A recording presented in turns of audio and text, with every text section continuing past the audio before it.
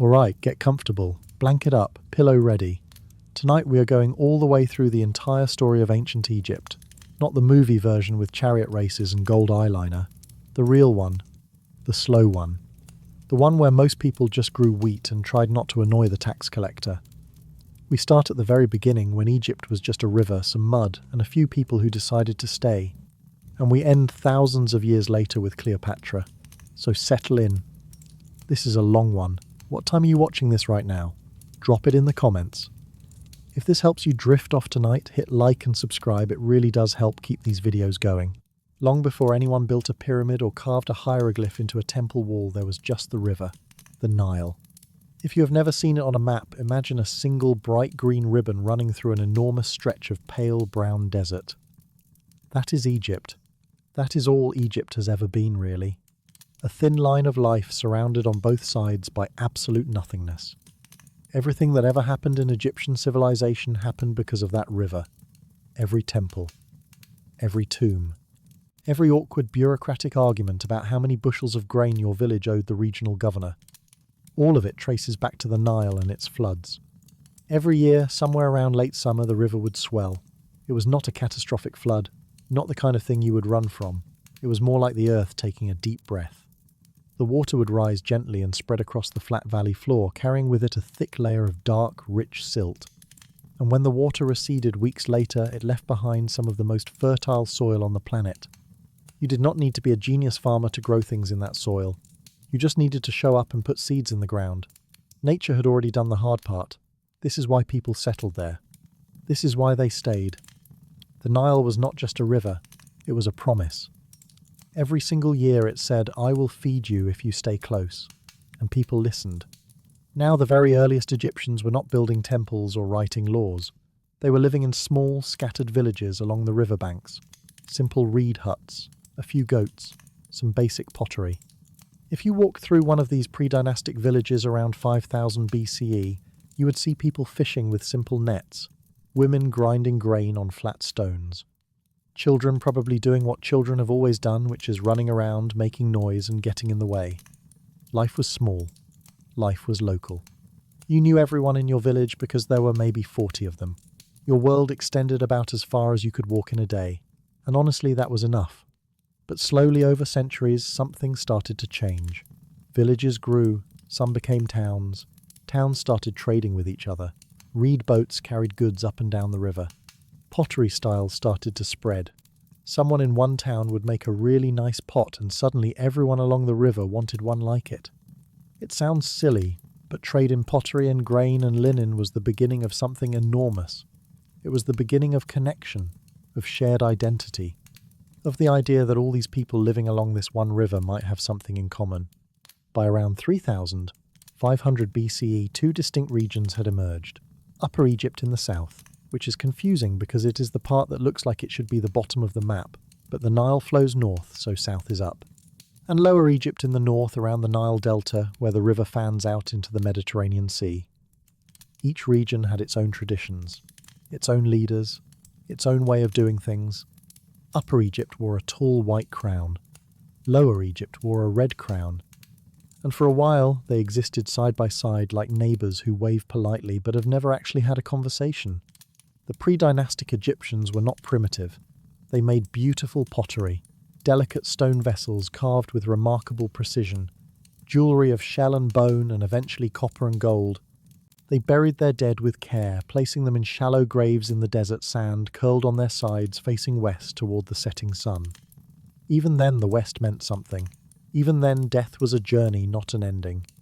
The dry desert sand naturally preserved these bodies, creating accidental mummies thousands of years before the Egyptians developed deliberate mummification techniques. In a way, the desert itself taught them that preservation was possible, that the body did not have to disappear, that with the right conditions, the dead could remain whole. Small shrines appeared, mud brick enclosures where communities gathered to honor local gods. Symbols began to standardize: the falcon, the cobra, the sedge plant of Upper Egypt, and the papyrus of Lower Egypt. These symbols would eventually become part of the most elaborate visual language the world has ever seen.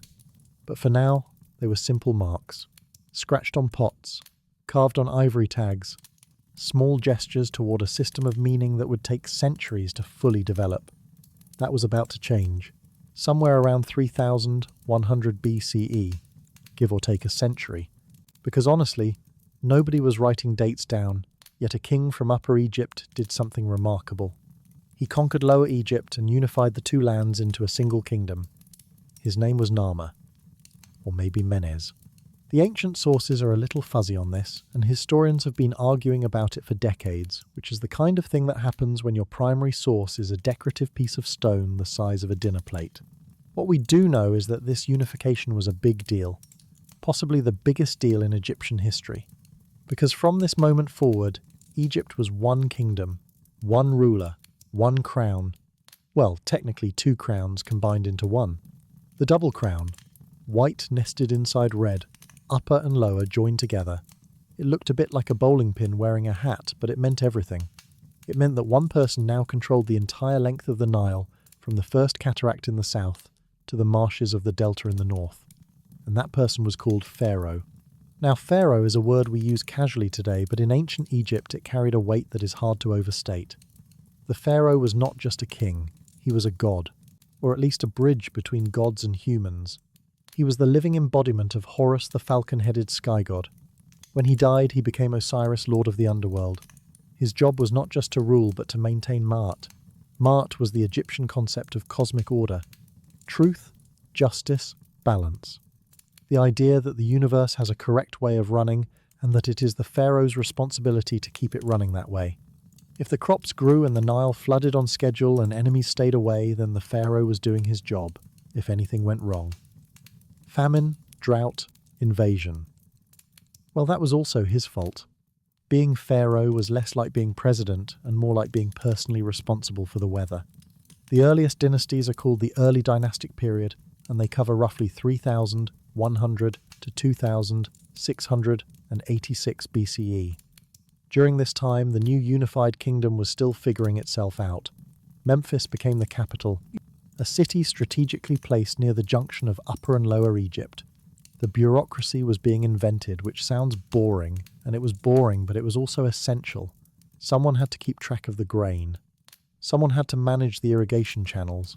Someone had to make sure that when the pharaoh ordered 100 jars of beer delivered to a temple, it actually happened. And so scribes were trained, records were kept.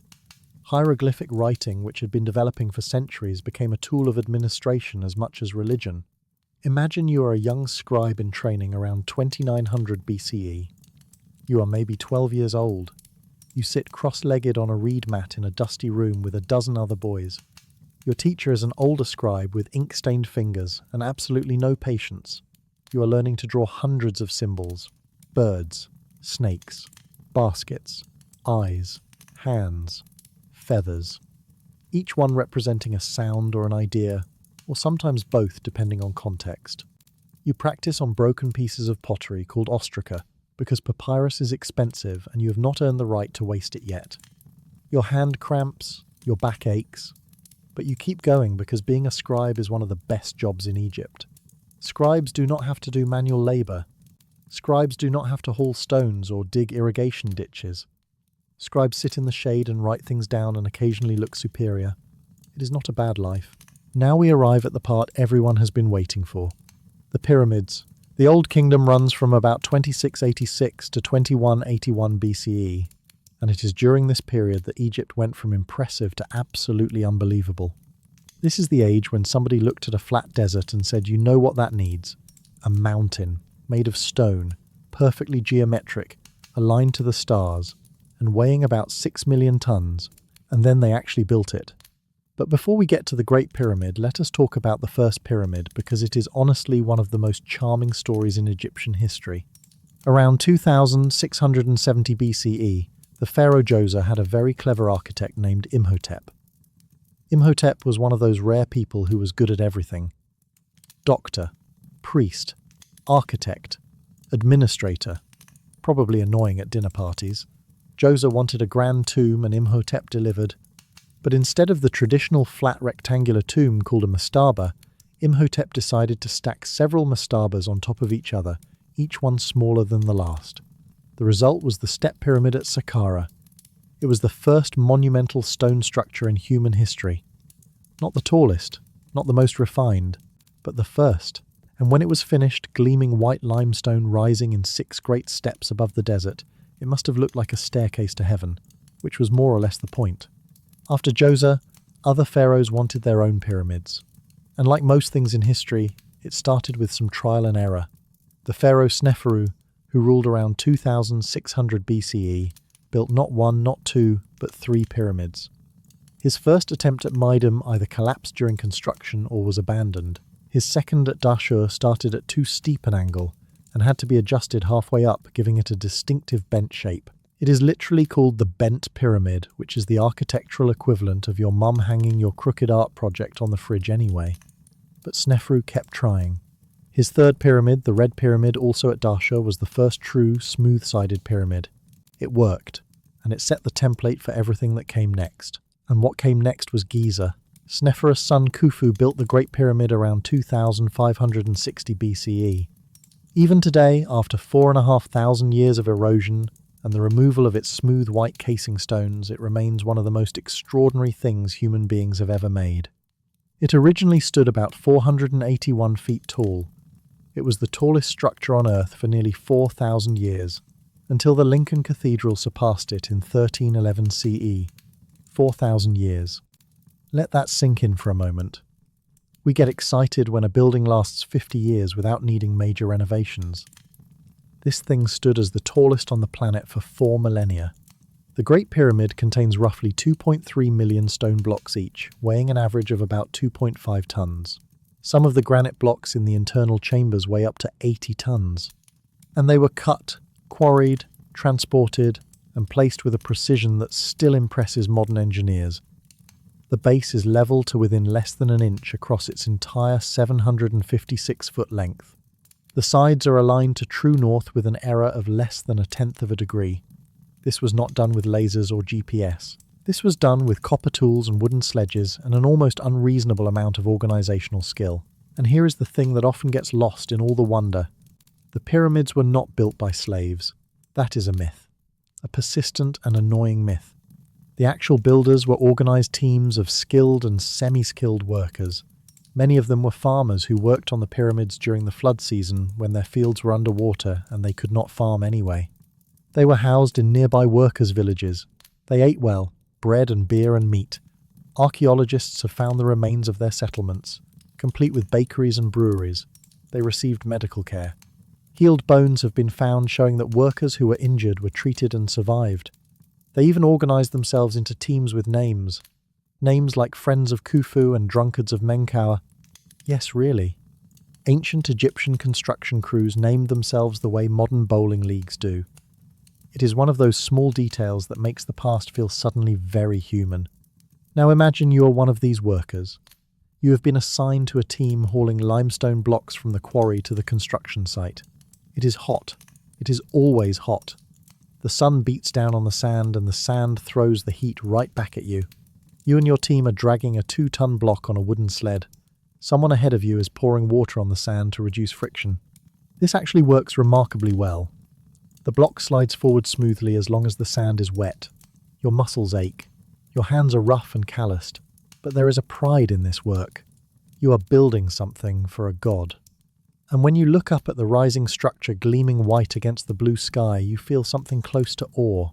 You are part of something that will last forever. And it does. Khufu's son Khafre and grandson Menkaure built their own pyramids at Giza too. Khafre's is the one with the Sphinx guarding it, the Great Sphinx.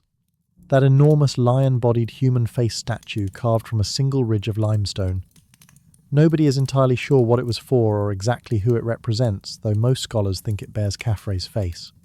It has been sitting there in the sand for about 4,500 years now, staring east, watching the sun rise, patient, eternal. Missing its nose, which was not shot off by Napoleon despite what you may have heard. It was probably pried off by a religious zealot centuries earlier.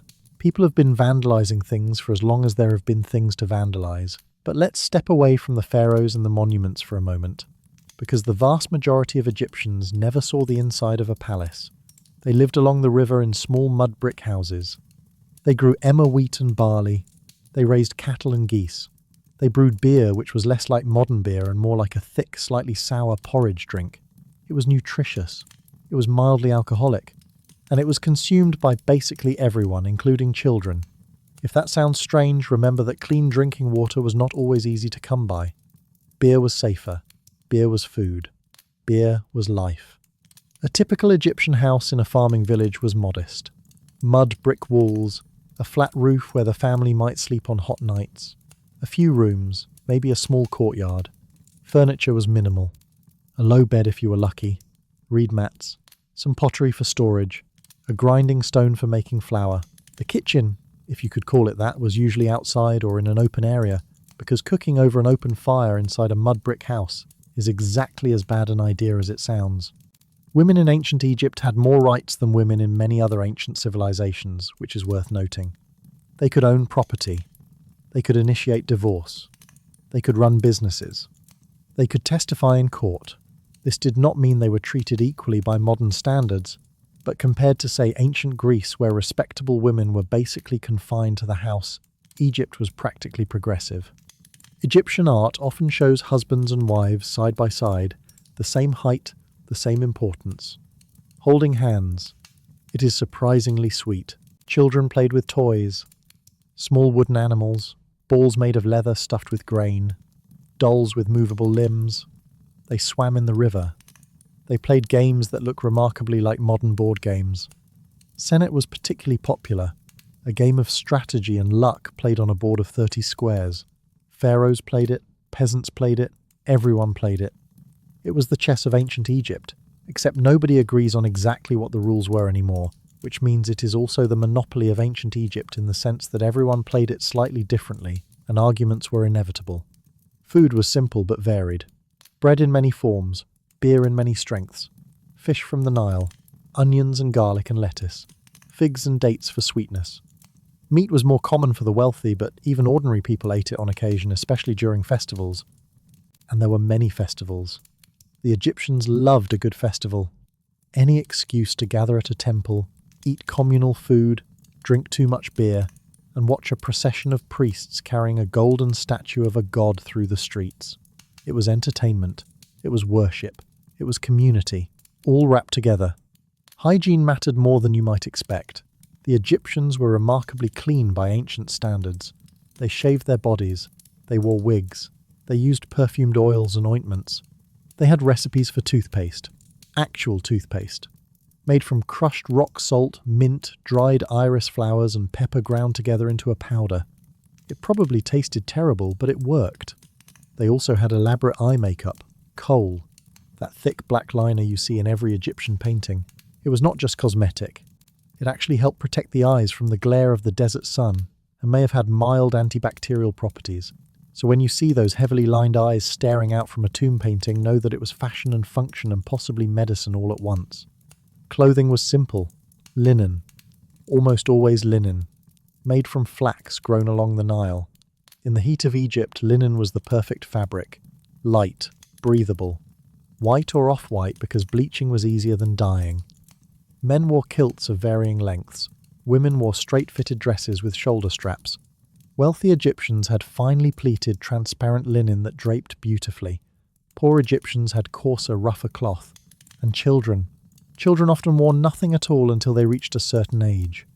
Nobody thought this was strange. It was hot. They were children. Clothes would just slow them down. Let's talk about medicine for a moment, because Egyptian medicine was surprisingly sophisticated. The Edwin Smith papyrus, dating to about 1600 BCE, though based on older texts, is essentially a surgical textbook. It describes 48 cases of injuries and ailments organized from head to toe. For each case, it gives a diagnosis, a prognosis, and a treatment plan. Some treatments are practical and effective, setting broken bones, stitching wounds, draining abscesses. Others are more magical, spells and incantations designed to drive out the demons causing the illness.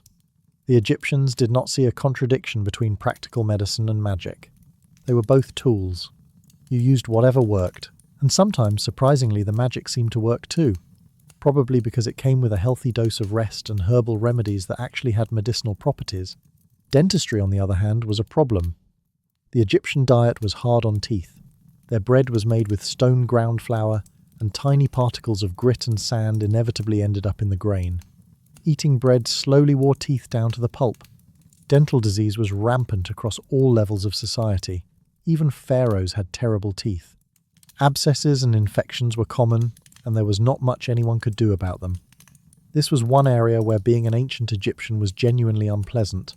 You could be wealthy and powerful and still have a toothache that would ruin your week. Pets were part of Egyptian life too. Dogs were common. Cats became increasingly popular over time, eventually becoming sacred animals associated with the goddess Bastet. Wealthy families had pet monkeys and gazelles. Birds were kept in gardens, and when beloved animals died, they were sometimes mummified and buried with the same care as human family members. Archaeologists have found cemeteries containing millions of mummified cats.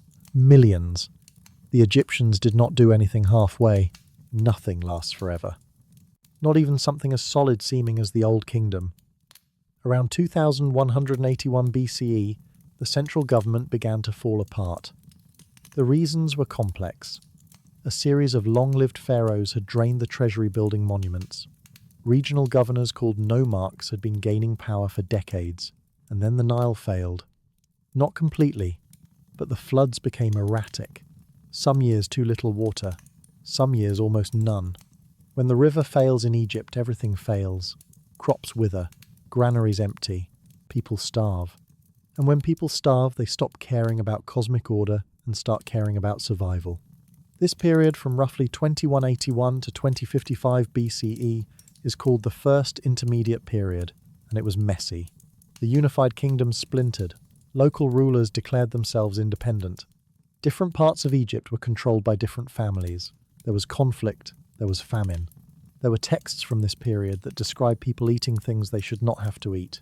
It was a dark time, but it was also a creative time. Without a strong central pharaoh demanding that all art and literature serve the state, people began writing more personal things. Love poems, philosophical dialogues, complaints about the unfairness of life. One famous text from this period has a man arguing with his own soul about whether life is worth living. It is bleak, but it is also honest in a way that official royal propaganda never was. The First Intermediate Period proved that Egypt could fall apart, but it also proved that Egyptian culture was resilient enough to survive even when the government was not. What is remarkable about this dark period is how much creativity emerged from the chaos. When the central authority collapsed, people did not simply descend into barbarism. Local communities organized themselves. Regional leaders provided what stability they could. Art became more diverse because there was no longer a single royal workshop dictating how things should look. Coffin designs became more elaborate as local craftsmen developed their own styles. Literature became more personal, more introspective, more willing to question the way things were. It is a pattern we see again and again in history. When the centre cannot hold the margins, find their voice. There is a text from this period called the Admonitions of Ipuwer that describes a world turned upside down. The river runs with blood. Servants wear fine linen while their masters go naked. Women who once ate delicacies now go hungry. It is probably an exaggeration, a literary device meant to highlight how wrong things had become. But beneath the rhetoric there is real pain, real confusion, real grief for a world that once made sense and now does not. Reading it today, it sounds uncomfortably familiar. Every generation has its moment when the old certainties crack and people look around and wonder what happened. The Egyptians had that moment too, and they survived it. They always survived it. Around 2055 BCE, a powerful ruler from Thebes in Upper Egypt managed to reunify the country. His name was Mentuhotep II, and he is one of those figures who should be more famous than he is. He fought a civil war. He won. He put Egypt back together. And he kicked off what historians call the Middle Kingdom, which lasted from about 2055 to 1650 BCE. The Middle Kingdom is sometimes called the classical period of Egyptian civilization, not because it was the most powerful or the most wealthy, but because it produced some of the finest literature and art in Egyptian history. This was Egypt's golden age of writing.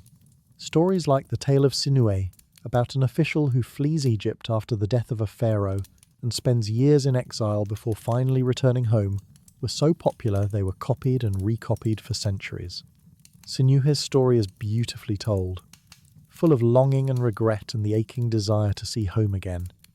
It reads less like ancient propaganda and more like a novel. You can almost hear the weariness in his voice when he describes sleeping on the ground in foreign lands, dreaming of the Nile. The Middle Kingdom pharaohs were also great builders, though their monuments were less flashy than the Old Kingdom pyramids. They focused on temples and fortifications. Massive mud brick forts were built along the southern border in Nubia to protect trade routes and project power. These forts were sophisticated military installations with thick walls, corner towers, and clear lines of sight. They were not beautiful, but they were effective. They said very clearly this far and no further. Trade expanded during this period. Egyptian ships sailed to Punt, a mysterious land somewhere along the coast of East Africa or the Arabian Peninsula. Nobody is entirely sure where Punt was, which is one of those delightful historical mysteries. The Egyptians traded for incense, myrrh, ebony gold, and exotic animals. Imagine a ship returning to an Egyptian port loaded with frankincense and live baboons. The incense was for the temples. The baboons were sacred to the god Thoth. Both were considered equally important, which tells you something about Egyptian priorities. Religion during the Middle Kingdom became more accessible. In earlier periods, the afterlife had been primarily a royal privilege. The pharaoh and his court could expect eternal life. Everyone else was less certain.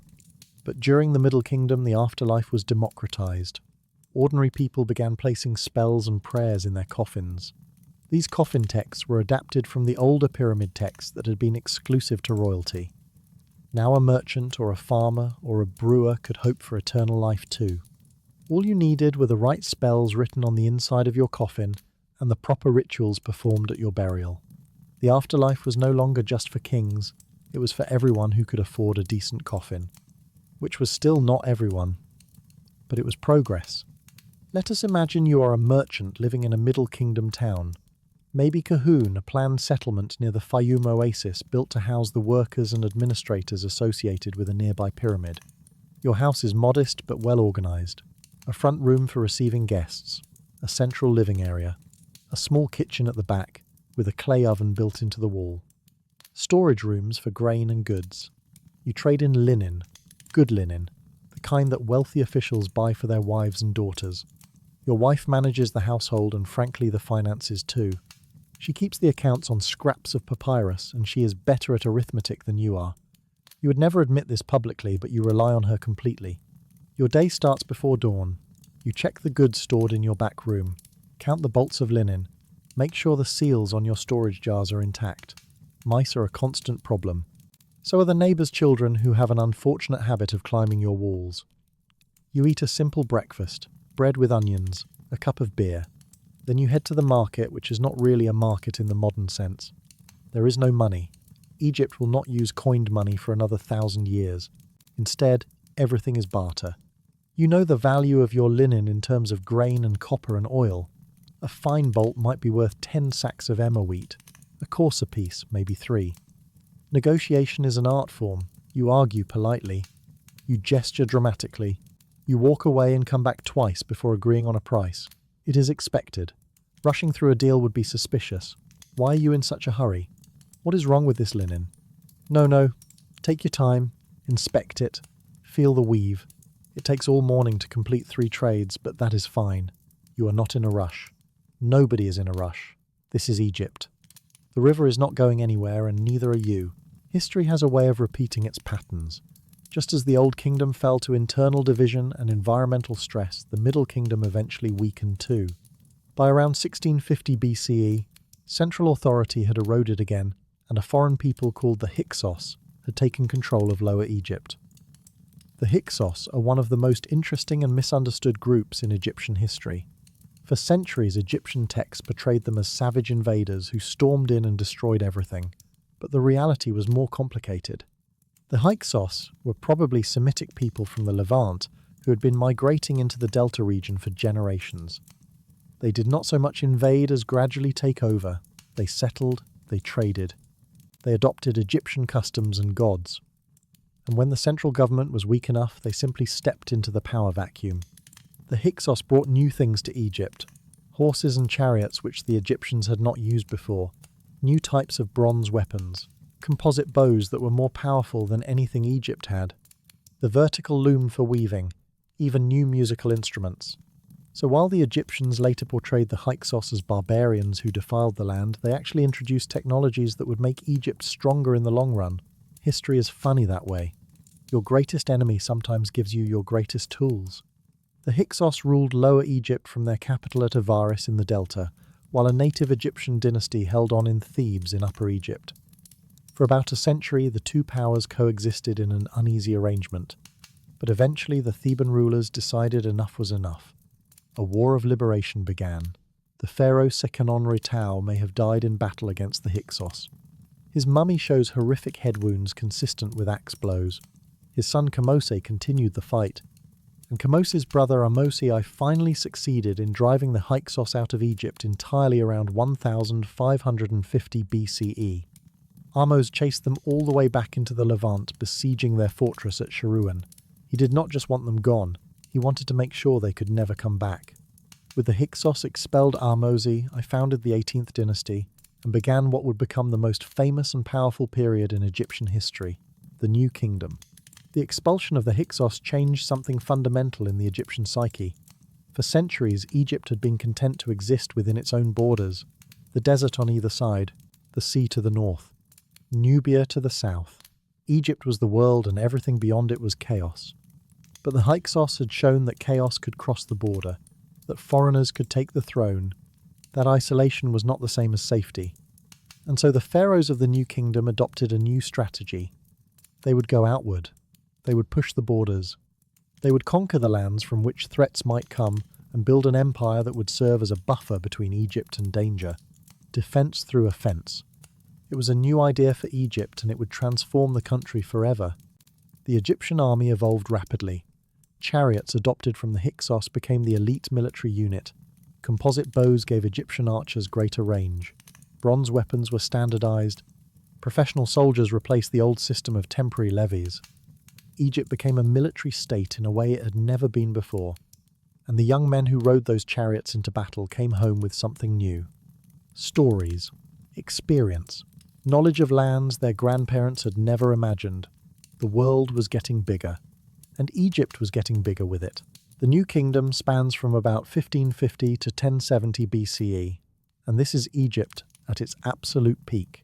This is the Egypt of Tutankhamun, of Ramesses the Great, of enormous temples carved into cliffs and golden treasures buried in hidden valleys. This is the Egypt that most people picture when they close their eyes and think of ancient Egypt. And it was every bit as extraordinary as it sounds. The early New Kingdom pharaohs were warriors. Thutmose I pushed Egypt's borders further than they had ever been, south into Nubia, northeast into Syria. He stood on the banks of the Euphrates River and erected a victory stela marking the furthest extent of Egyptian power. His troops had never seen a river that flowed southward before.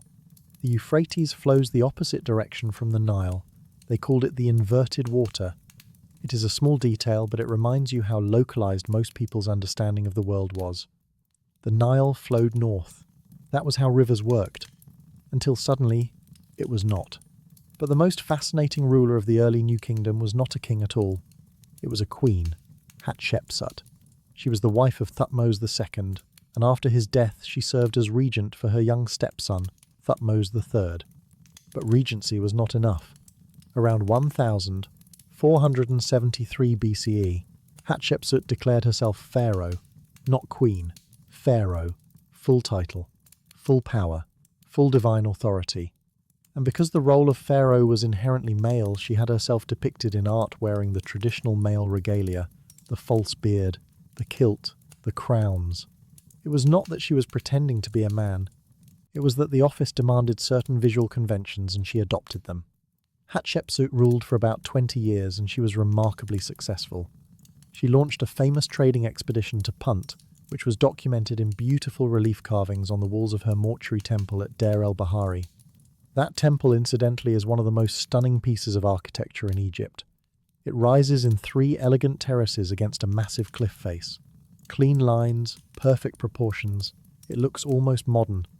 If you saw it without context, you might think it was designed by a 20th century architect. But no. It was built 3,500 years ago by a woman who was not supposed to be pharaoh at all. After Hatshepsut's death, Thutmose III finally got his turn, and he made up for lost time. Thutmose III is sometimes called the Napoleon of ancient Egypt, which is a compliment to Napoleon, not the other way around. He conducted at least 17 military campaigns. He conquered vast stretches of the Levant and Syria. He defeated a coalition of enemies at the Battle of Megiddo, one of the first battles in history that we can reconstruct in detail. His empire stretched from the fourth cataract of the Nile in Sudan to the Euphrates in modern Iraq. Egypt had never been this powerful. Egypt would never be this powerful again. The wealth that flowed into Egypt during this period was staggering. Gold from Nubian mines, tribute from conquered territories in the Levant, trade goods from every corner of the known world. Thebes became one of the richest cities on earth. The temple complex at Karnak grew and grew as pharaoh after pharaoh added courts and halls and obelisks. If you walked through Karnak during the reign of Thutmose III, you would have been overwhelmed.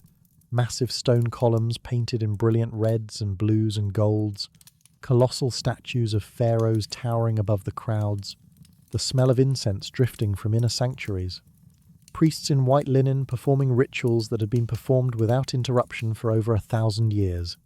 It was not just a temple, it was a city within a city, a statement of divine power made physical in stone. Across the river on the west bank, the pharaohs built their mortuary temples and their hidden tombs in the Valley of the Kings. But it was not just royalty. Wealthy nobles built elaborate painted tombs in the Theban hills. And these tombs tell us as much about daily life as any written text. The paintings show banquets where guests sit on cushions eating roasted fowl and drinking wine, while musicians play harps and flutes and a young woman dances. They show hunting scenes in the marshes where noblemen stand on papyrus boats spearing fish and throwing sticks at birds while their wives look on in elegant white linen. They show gardens with rectangular pools surrounded by fig trees and date palms and flowering vines. These paintings are not just decoration, they are wishes. Pictures of the life the deceased wanted to enjoy for eternity. And looking at them 3,000 years later, you think that is not a bad eternity at all. And then things got weird. Around 1353 BCE, a pharaoh came to the throne. Was Ni who would turn Egyptian religion and culture upside down. His name was Amenhotep IV, but he changed it to Akhenaten, and he had a very big idea. He decided that the traditional Egyptian gods, all of them, Amun, Osiris, Isis, Hathor, Thoth, the whole elaborate, colourful, crowded divine family were wrong. Not just wrong, unnecessary. They're only one god, the Aten, the sun disk, the visible light of the sun itself. Everything else was superstition. This was revolutionary. Egypt had been polytheistic for thousands of years. The temples of Amun at Karnak were the wealthiest and most powerful religious institutions in the country. The priests of Amun were practically a government within a government, and Akhenaten looked at all of that and said no. He closed the temples, he redirected their wealth. He sent workers to chisel the name of Amun off monuments across Egypt. He even built an entirely new capital city called Akhetaten in the middle of the desert, at a site we now call Amarna. He moved the entire government there, away from Thebes, away from the old priests, away from tradition. The art of the Amarna period is unlike anything else in Egyptian history. For thousands of years, Egyptian art had followed strict conventions, broad shoulders, narrow waists, idealized features. Everyone looks strong and perfect. But Amarna art is different. Akhenaten is shown with a long face, a drooping jaw, wide hips, a soft belly. His wife Nefertiti is shown as stunningly beautiful in some portraits and unusually naturalistic in others. The royal family is depicted in intimate domestic scenes, playing with their children, kissing, sitting together in the golden light of the Aten. It is tender, it is human. It is nothing like the formal, rigid art that came before or after. Was Akhenaten a visionary ahead of his time? A proto-monotheist who glimpsed a deeper truth about the universe? Or was he a megalomaniac who wrecked a functioning system for the sake of his own ego?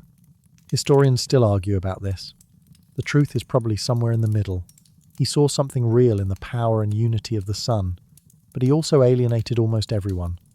The priests hated him. The military was neglected while he focused on theology. Egypt lost territory abroad. Letters from desperate vassal kings in the Levant begging for help went unanswered. The Amarna letters, as we call them, are heartbreaking. Small kings writing to their overlords saying, "We are being attacked, please send troops." And no troops came.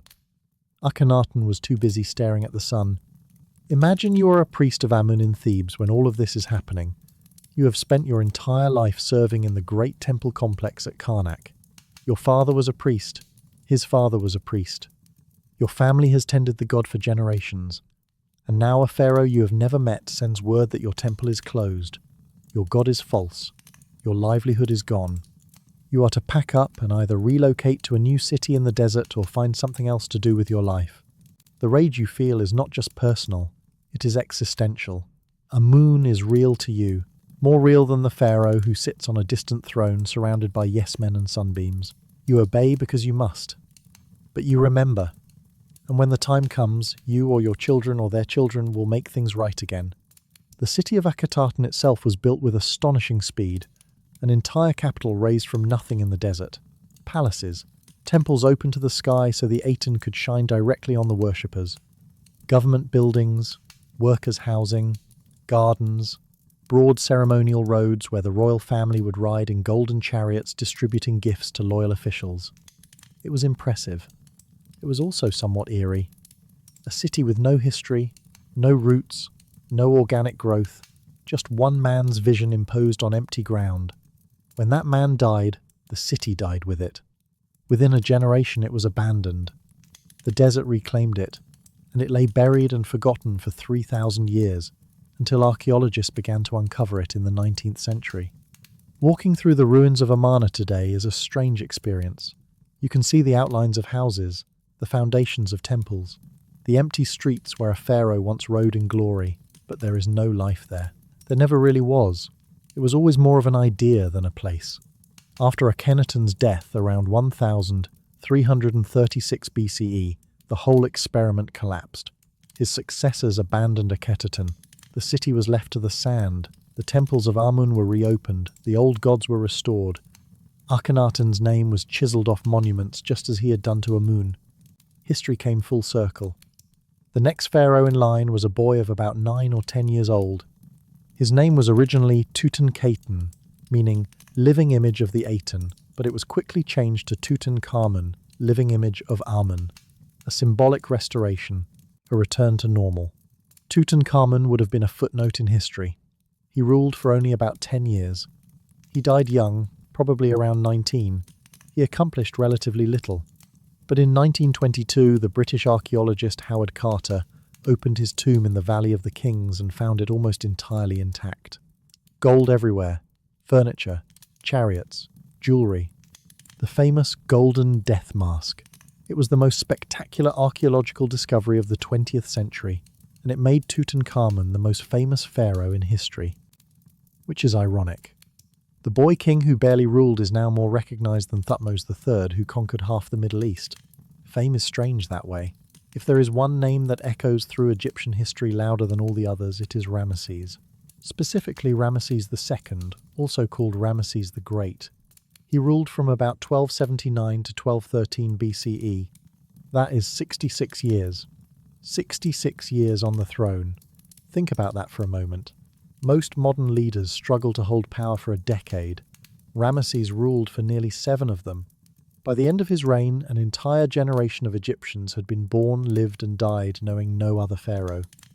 He was not just a king, he was the furniture of the state, as permanent as the temples he built. He was born into royalty and trained for kingship from birth. His father, Seti I, was himself a capable pharaoh who restored much of Egypt's prestige after the Amarna chaos. Young Ramesses accompanied his father on military campaigns and was given command responsibilities while still a teenager. By the time he took the throne, he was already an experienced soldier and administrator. He knew what he was doing, and he wanted everyone else to know it too.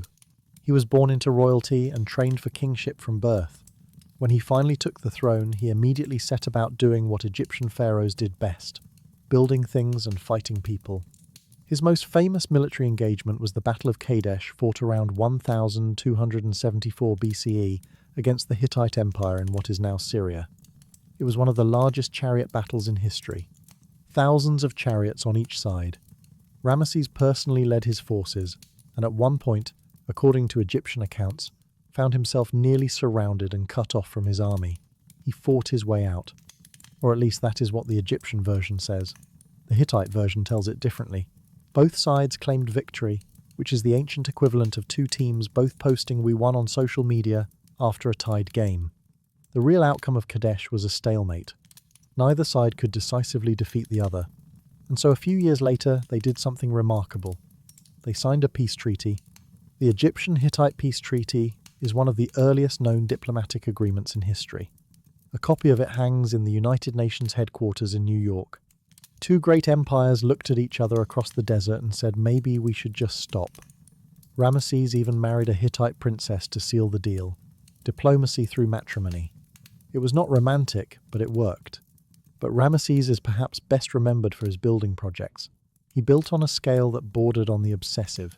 The great hypostyle hall at Karnak with its forest of massive columns. The Ramesseum, his mortuary temple on the west bank of Thebes. And most famously, the twin temples at Abu Simbel carved directly into a sandstone cliff in Nubia. 4 colossal statues of Ramesses sit at the entrance, each one about 65 feet tall. They stare out across the desert with serene, eternal expressions. Inside the temple was designed so that twice a year on specific dates, sunlight would penetrate all the way to the back chamber and illuminate the statues of the gods seated there. It was engineering, it was astronomy, it was theatre, all at once. Ramesses had many wives, many children. By some estimates, he fathered over 100 offspring. He outlived many of them. When he finally died, he was in his early 90s. His body was frail and worn. His teeth were terrible. His spine was bent. But he had lived long enough to become a legend in his own lifetime, and he remained a legend for thousands of years after. Even the Greeks and Romans knew of him. They called him Ozymandias, a name that the poet Shelley would later borrow for a famous poem about the impermanence of power. Look on my works, ye mighty, and despair. Except, of course, Ramesses' works are still standing. The desert has not quite claimed them yet. Let us slow down for a moment and talk about what the Egyptians actually believed, because their religion was not like anything we are used to. It was vast, it was layered, and it was deeply, deeply strange by modern standards. The Egyptian cosmos was populated by hundreds of gods. Some were major universal deities worshipped across the entire country. Ra, the sun god, who sailed across the sky in a golden boat every day and travelled through the underworld every night. Osiris, lord of the dead, who had been murdered by his brother Set and resurrected by his wife. Isis becoming the ruler of the afterlife. Isis herself, goddess of magic and motherhood. Horus, the falcon god of kingship. Thoth, the ibis, headed god of writing and wisdom. Hathor, the cow goddess of love, music and drunkenness. Yes, drunkenness was part of her portfolio. The Egyptians were practical about their vices. Other gods were more local. A crocodile god worshipped in one town, a cat goddess in another, a hippo deity who protected women in childbirth. The divine world mirrored the natural world. Every dangerous animal, every life-giving force, every mysterious phenomenon had a god attached to it. The Egyptians did not separate the sacred from the mundane. The gods were in everything. In the river, in the harvest, in the bread rising in the oven. You did not go to a special place to find the divine. You just opened your eyes. But the centerpiece of Egyptian religion was the afterlife. The Egyptians were borderline obsessed with death, not because they were morbid, but because they loved life so much they wanted it to continue forever. The afterlife was not some vague spiritual realm. It was a continuation of the best parts of earthly life.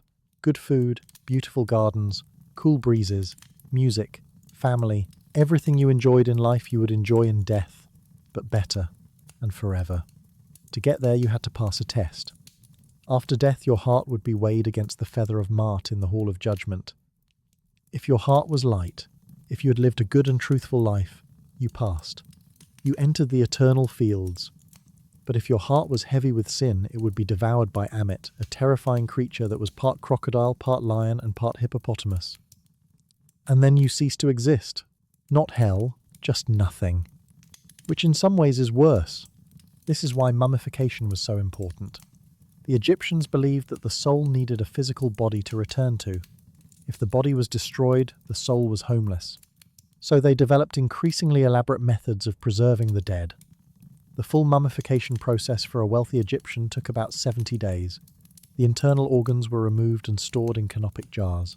The brain was pulled out through the nose with a hook, which is exactly as unpleasant as it sounds. The body was dried with natron salt for 40 days, then wrapped in linen bandages with amulets and prayers tucked between the layers. The finished mummy was placed in a decorated coffin, sometimes nested inside several coffins like Russian dolls, and laid in a tomb stocked with everything the deceased might need. Food, drink, furniture, clothing, even small servant figurines called shabtis, who would magically come to life in the afterlife and do all the hard work so the dead person could relax. The ancient Egyptians invented the concept of a retirement plan, and it extended beyond death. Now imagine you are attending a funeral in ancient Egypt. Not a royal funeral, an ordinary one. A respected craftsman from your neighborhood has died. His family has spent what they could afford on mummification. Not the full 70-day treatment that the wealthy get, a simpler version, but still careful, still respectful. The body has been dried and wrapped. The coffin is painted with protective symbols and spells. The funeral procession moves through the streets toward the necropolis on the west bank. The west was always the direction of the dead, because that is where the sun set. Every evening Ra died in the west and was reborn in the east. Death was not an ending, it was a sunset, and every sunset promised a sunrise. The procession includes professional mourners, women hired to weep and wail and tear at their hair. It sounds theatrical, and it was theatrical, but it was also genuine. Grief in Egypt was performative and communal. You did not mourn quietly behind closed doors. You mourned loudly in public so that the gods could hear how much this person was loved and missed. The more dramatic the mourning, the better the chances of a favourable judgment in the afterlife. Or at least, that was the theory. At the tomb, a priest performs the opening of the mouth ceremony, touching ritual instruments to the eyes, nose, and mouth of the mummy to restore the senses in the afterlife. Now the deceased can see again, breathe again, eat the food offerings that the family will leave at the tomb, speak the spells that will guide them through the dangers of the underworld. The tomb is sealed. The family walks home in silence. They will return regularly to leave offerings and say prayers. And life continues, because it always does. During the New Kingdom, the pharaohs stopped building pyramids. Pyramids were essentially enormous signs saying, "Hey robbers, all the treasure is in here." Instead, they carved their tombs deep into the limestone cliffs of a remote valley on the west bank of the Nile, opposite Thebes. This was the Valley of the Kings. The workers who built these royal tombs lived in a village called Deir el-Medina, and it is one of the most well-documented communities in the ancient world. Thousands of ostraca have been found there. Pottery fragments covered in writing, shopping lists, love letters, complaints, work schedules, receipts, arguments between neighbours. We know these people, we know their names, their families, their problems. A man named Paneb who was accused of theft and adultery and general bad behaviour. A woman who divorced her husband and kept the house. Workers who went on strike because their grain rations were late. Yes, ancient Egypt had labour strikes. The workers of Deir el-Medina organised what may be the first recorded strike in history. They put down their tools, marched to the mortuary temple and refused to work until they were paid. And it worked. They got their grain. Organised labour. 32 centuries ago. Life in Deir el-Medina was surprisingly comfortable by ancient standards. The houses were small but well built. Stone foundations, whitewashed walls, decorated interiors. The village had its own chapel, its own court system, and its own social hierarchy. The workers were literate, which was unusual. They needed to read plans and instructions for the tombs they were carving. They also used their literacy for personal purposes, writing love poems on broken pots, sending sarcastic notes to their supervisors, keeping diaries. One worker recorded every single day he missed work, along with his excuse. Bitten by a scorpion. Brewing beer. Wife was ill. Eye problems. Embalming his mother. The entries read like a modern absence log, and they make the ancient world feel suddenly very close. People have always been people, making excuses, doing their best, getting bitten by scorpions. The last few centuries of ancient Egypt are a story of survival under increasingly foreign influence. The Nubians from the south conquered Egypt and established the 25th dynasty ruling as pharaohs, and enthusiastically adopting Egyptian customs. They built pyramids, small steep ones in the Nubian style. They restored temples. They genuinely loved Egyptian culture, perhaps more than the Egyptians themselves at that point. Then came the Assyrians, then the Persians. Twice. The Persian Empire conquered Egypt in 525 BCE under Cambyses II and ruled it as a province. There were brief periods of independence, a flickering of the old flame, but the days of Egyptian self-rule were numbered. Through all of this, ordinary Egyptian life continued. Farmers still worked the fields along the Nile, priests still performed rituals in the temples, scribes still recorded everything. Babies were still named after gods, beer was still brewed, the rhythm of life that had sustained Egyptian civilization for thousands of years kept going, even as the political world above it changed hands, again and again. There is something both sad and beautiful about that. The surface changed. The depths remained. The temples built during the late period are some of the most beautifully decorated in Egypt. The pharaohs, whether native or foreign, understood that building temples was how you proved your legitimacy. The Persians sometimes neglected this responsibility, which is one reason they were resented. But the native Egyptian rulers of the 26th dynasty based at Sais in the Delta sponsored a deliberate cultural revival. They looked back to the glory of the Old Kingdom as their model. Art from this period deliberately imitates styles that were already 2,000 years old. It was nostalgia raised to a national policy, as if a modern country decided to model all its buildings on ancient Roman architecture and dress its leaders in togas. The site rulers were saying, "We remember who we are. Even if the world has changed, we remember." This period also saw the rise of animal cults to an extraordinary degree. The worship of sacred animals, which had always been part of Egyptian religion, became almost an industry. Millions of animals were bred specifically to be mummified and offered to the gods. Ibises for Thoth, cats for Bastet, crocodiles for Sobek, falcons for Horus. Pilgrims would visit temples, purchase a mummified animal and dedicate it as an offering. The temples ran the whole operation: breeding farms, mummification workshops, sales counters. It was religious devotion mixed with something that looked remarkably like a gift shop economy, and it employed thousands of people: embalmers, breeders, priests, merchants. Even the linen wrappers had steady work. Death in Egypt was always good for business. In 332 BCE, Alexander the Great arrived in Egypt. He was 24 years old.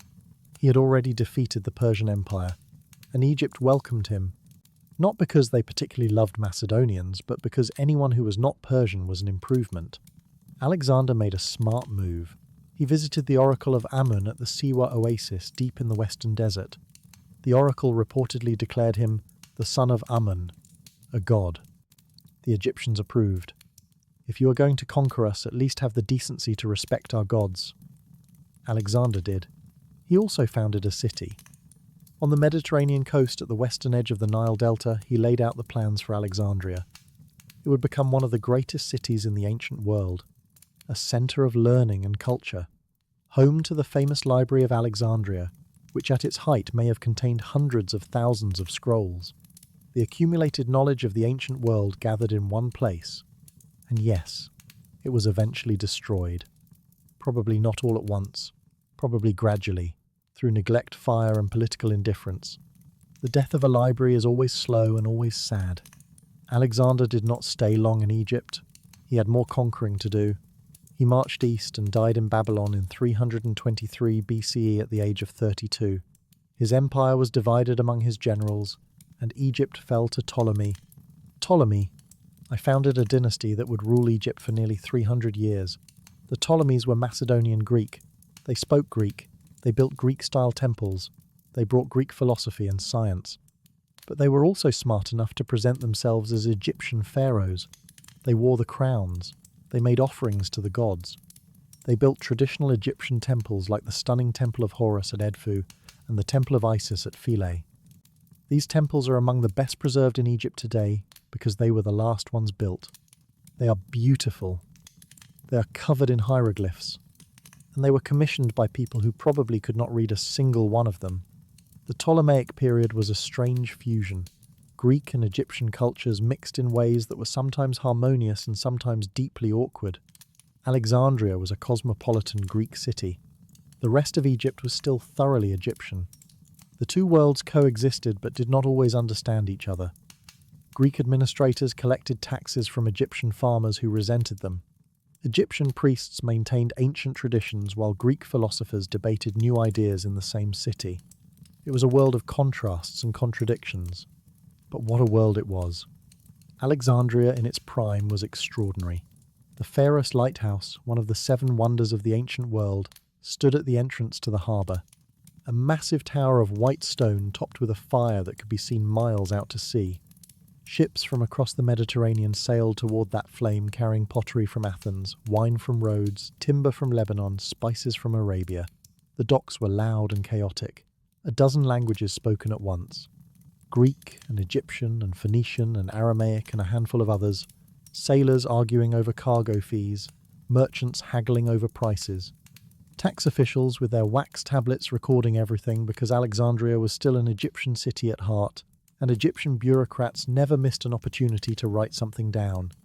The library was nearby, or more accurately the Mauseon, the great research institution of which the library was a part. Scholars from across the Greek world came here to study. Euclid worked out his geometry here. Eratosthenes calculated the circumference of the earth here, and he got remarkably close using nothing but shadows and a stick and basic trigonometry. Aristarchus proposed that the earth orbited the sun here, 17 centuries before Copernicus. Imagine the conversations in those halls, the arguments over dinner, the quiet concentration of a scholar unrolling a papyrus scroll in a room full of the collected knowledge of the ancient world. It is enough to make you ache for a time machine. And yet, just a few hours upriver from this cosmopolitan Greek wonderland, an Egyptian farmer was living essentially the same life his ancestors had lived for 2,000 years. Same crops, same tools, same gods. Same river. The contrast was stark, but neither world was more real than the other. They were both Egypt. They were both true.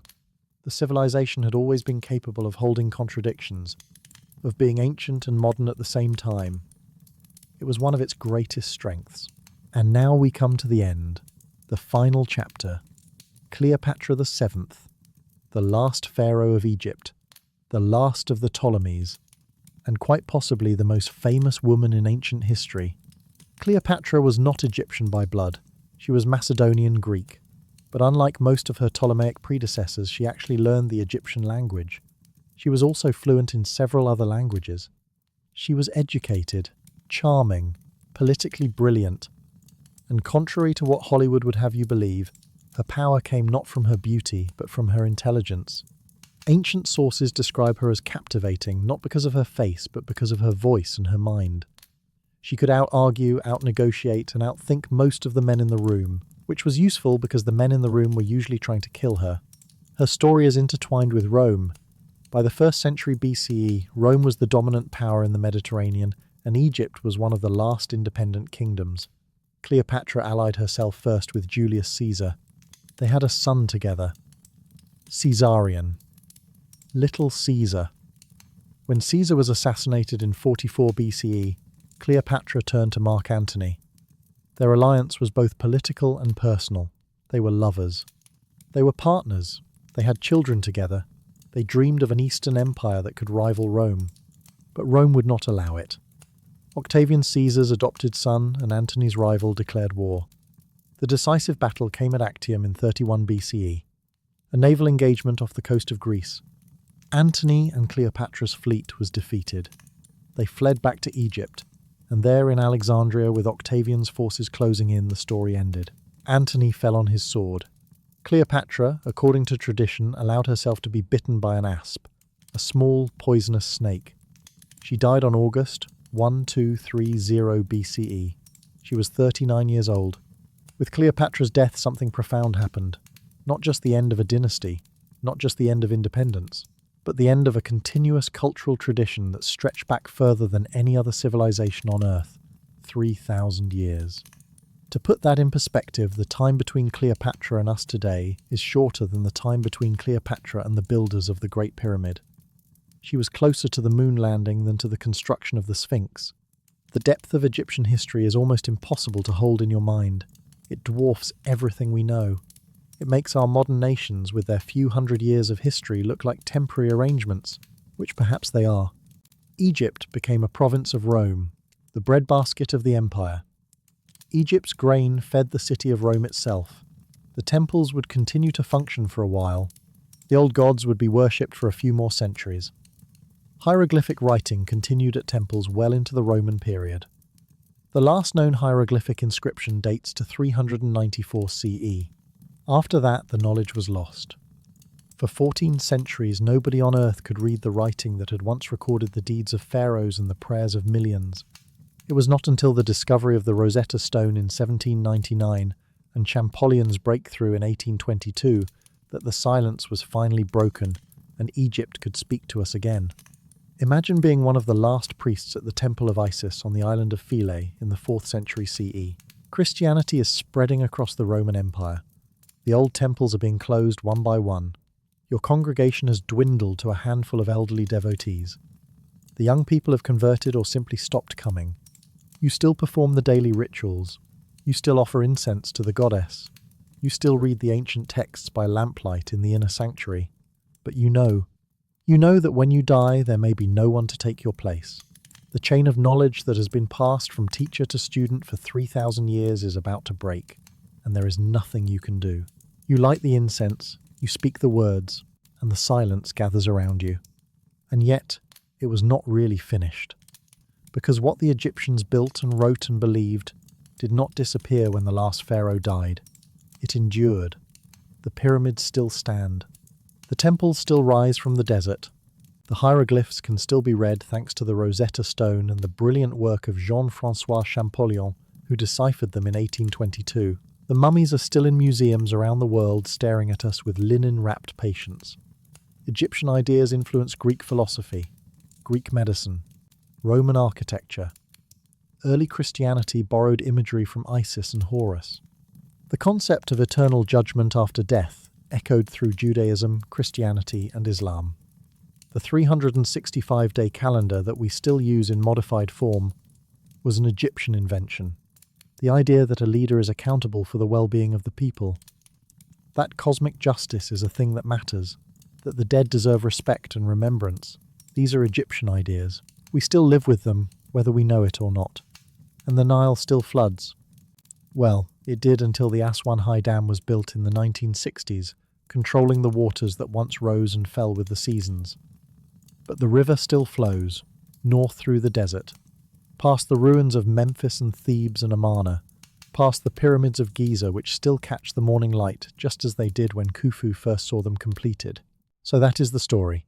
The entire story of ancient Egypt, or at least as much of it as can be told in one sitting.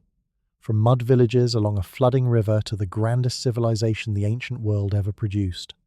From the first tentative scratches of hieroglyphic writing to the last desperate days of Cleopatra, a way of living that honoured the simple miracle of being alive beside a river that kept its promise year after year. If you are still awake, I hope you enjoyed the journey. And if you are drifting off, that is perfectly fine too. That is what this is for. If this helped you relax or drift off, leave a comment and let me know what section got you. Subscribe so the next one is waiting for you.